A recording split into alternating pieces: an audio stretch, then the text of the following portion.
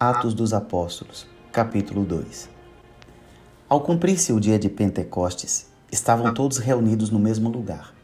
De repente, veio do céu um som, como de um vento impetuoso, e encheu toda a casa onde estavam assentados.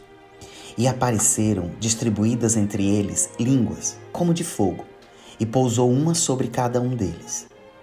Todos ficaram cheios do Espírito Santo e passaram a falar em outras línguas, segundo o Espírito lhes concedia que falassem. Ora, estavam habitando em Jerusalém judeus, homens piedosos, vindos de todas as nações debaixo do céu. Quando, pois, se fez ouvir aquela voz, afluiu a multidão que se possuiu de perplexidade, porquanto cada um os ouvia falar na sua própria língua. Estavam, pois, atônitos e se admiravam, dizendo: Vede, não são porventura galileus todos esses que aí estão falando? E como os ouvimos falar, cada um em nossa própria língua materna? Somos partos, medos, elamitas e os naturais da Mesopotâmia, Judéia, Capadócia, Ponto e Ásia, da Frígia, da Panfilha, do Egito e das regiões da Líbia, nas imediações de Cirene, e romanos que aqui residem, tanto judeus como prosélitos, cretenses e arábios. Como os ouvimos falar em nossas próprias línguas as grandezas de Deus? Todos atônitos e perplexos, interpelavam-uns aos outros: Que quer isto dizer? Outros, porém, zombando, diziam: Estão embriagados.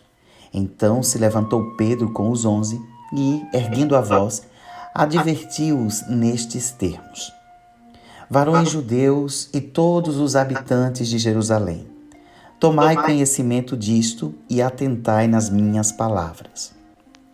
Estes homens não estão embriagados, como vindes pensando, sendo esta a terceira hora do dia. Mas o que ocorre é o que foi dito por intermédio do profeta Joel. E acontecerá nos últimos dias, diz Yahvé, que derramarei do meu espírito sobre toda a carne. Vossos filhos e vossas filhas profetizarão. Vossos jovens terão visões e sonharão vossos velhos. Até sobre os meus servos e sobre as minhas servas derramarei do meu espírito naqueles dias, e profetizarão. Mostrarei prodígios em cima no céu e sinais embaixo na terra, sangue, fogo e vapor de fumaça. O sol se converterá em trevas e a lua em sangue, antes que venha o grande e glorioso dia de Yahvé. E acontecerá que todo aquele que invocar o nome de Yahvé será salvo. Varões israelitas, atendei a estas palavras. E Yeshua, o Nazareno, varão aprovado por Deus diante de vós com milagres, prodígios e sinais, os quais o próprio Deus realizou por intermédio dele entre vós, como vós mesmos sabeis, sendo este entregue pelo determinado desígnio e presciência de Deus, vós o matastes, crucificando por mãos de iníquos, ao qual, porém, Deus ressuscitou, rompendo os grilhões da morte, porquanto não era possível fosse ele retido por ela. Porque a respeito dele diz Davi: Diante de mim via sempre o Senhor, porque está à minha direita, para que eu não seja abalado. Por isso se alegrou meu coração, e a minha língua exultou. Além disto, também a minha própria carne repousará em esperança, porque não deixarás a minha alma na morte, nem permitirás que o teu santo veja corrupção. Fizeste-me conhecer os caminhos da vida, e encher-me-ás de alegria na tua presença.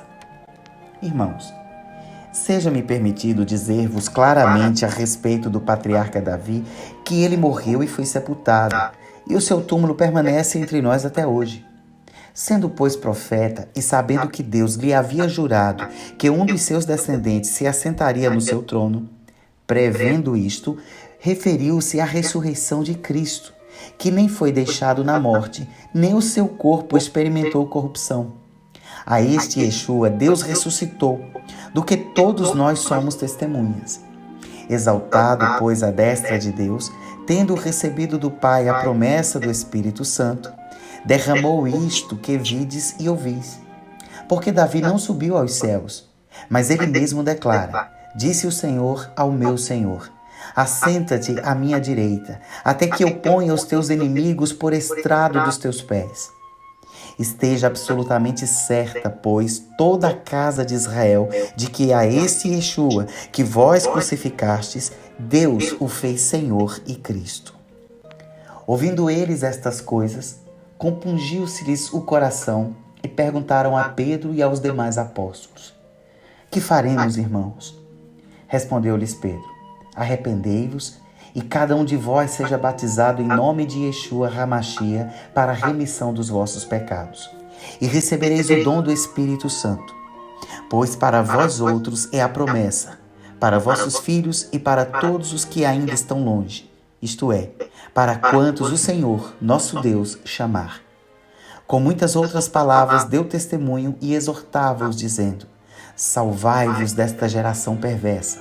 Então, os que lhe aceitaram a palavra foram batizados, havendo um acréscimo naquele dia de quase 3.000 pessoas. E perseveravam na doutrina dos apóstolos e na comunhão, no partir do pão e nas orações. Em cada alma havia temor, e muitos prodígios e sinais eram feitos por intermédio dos apóstolos. Todos os que creram estavam juntos e tinham tudo em comum.